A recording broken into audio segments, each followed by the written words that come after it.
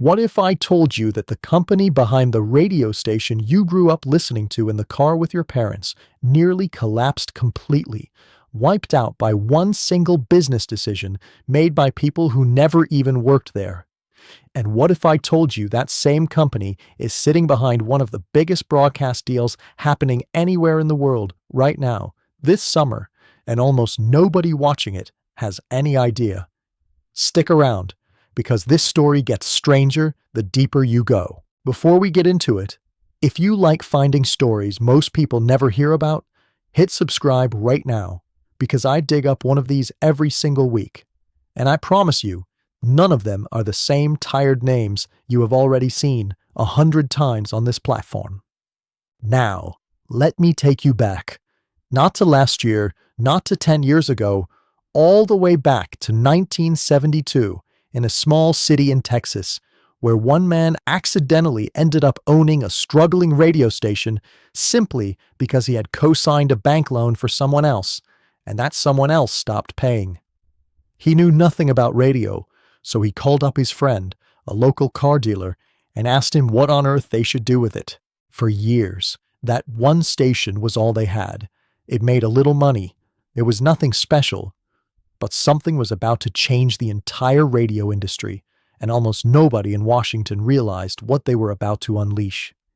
In 1996, the government passed a law that let one company own as many radio stations as it wanted, in as many cities as it wanted.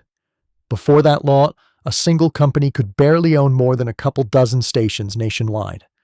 The two of them saw the opportunity before almost anyone else did. They started buying and buying and buying again. Within a few short years, they did not own dozens of stations. They owned hundreds.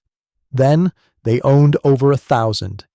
They became the single largest radio broadcaster the United States had ever seen, reaching more American ears every single day than any other audio company in history. You would think that is where the story ends. A happy ending.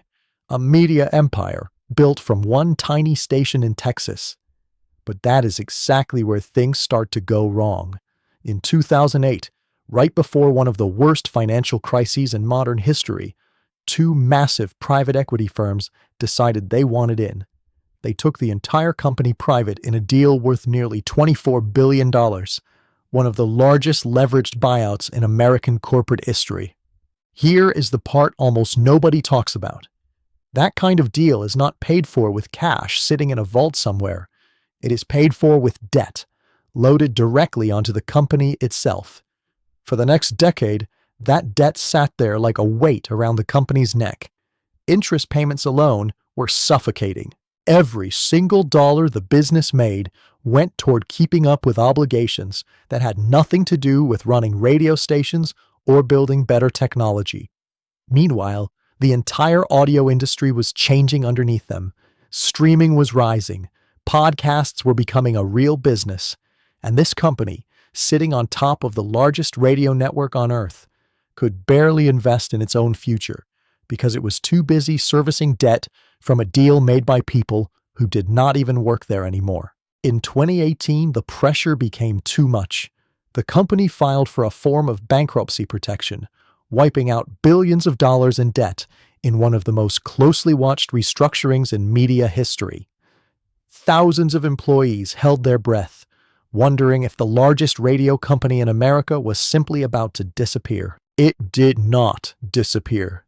It came back a year later with a new name, a lighter balance sheet, and a completely different strategy. Instead of just being a radio company, it aggressively pushed into podcasting, digital audio, and live events. And here is where the story gets interesting again, because right now, in 2026, this same company is involved in two of the biggest media partnerships you could imagine. One of the largest streaming platforms on the planet is now airing one of its flagship radio shows as a daily video podcast, introducing it to a new generation of viewers.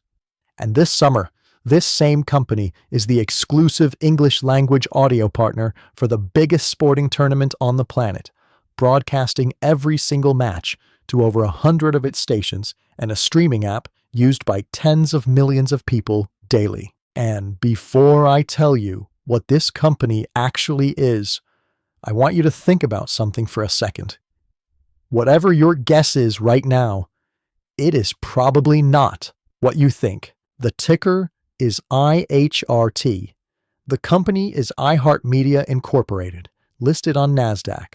Yes, the same company behind the station in your car, the app on your phone, and the podcast millions listen to every morning is a stock trading under $5 right now. In Q1 2026, revenue hit $884 million, up nearly 10%, with podcast revenue growing almost 27%. The company still carries real debt from that old buyout, and analysts are split between sell and buy. But the stock sits near $4.32 inside a 52-week range of under $2 to over $6. This is not risk-free. Do your own research first. If this kept you watching, subscribe, hit like, and tell me, had you ever thought about who actually owns the radio station you grew up on? This video is for educational and entertainment purposes only. Nothing here is financial advice. I am not a licensed financial advisor. This stock carries real risk. Always consult a financial professional before investing. Past performance does not guarantee future results.